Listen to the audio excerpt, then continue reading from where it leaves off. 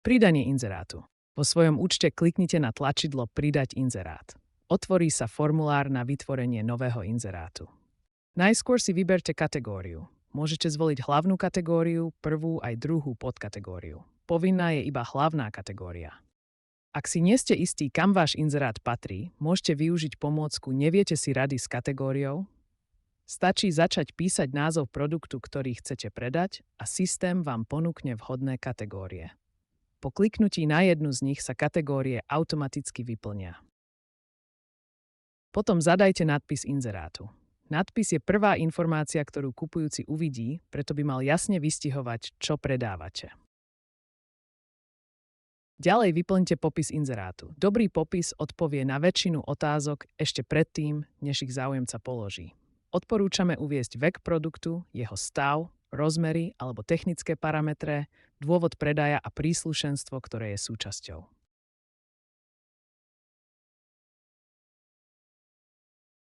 V ďalšom kroku môžete vyplniť parametre produktu. Tie pomáhajú kupujúcim rýchlejšie nájsť váš inzerát pomocou filtrov. Potom nahrajte fotografie. Kvalitné fotografie výrazne zvyšujú šancu na úspešný predaj. Fotografujte za denného svetla, urobte viac záberov z rôznych uhlov, predmet pred fotografovaním očistite a nezabudnite odfotiť aj prípadné poškodenia. Kupujúci ocenia úprimnosť.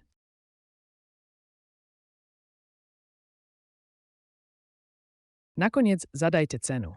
Pred jej nastavením odporúčame porovnať podobné inzeráty a zohľadniť skutočný stav predávanej veci. Ak máte vo svojom účte uložené kontaktné údaje, budú automaticky predvyplnené.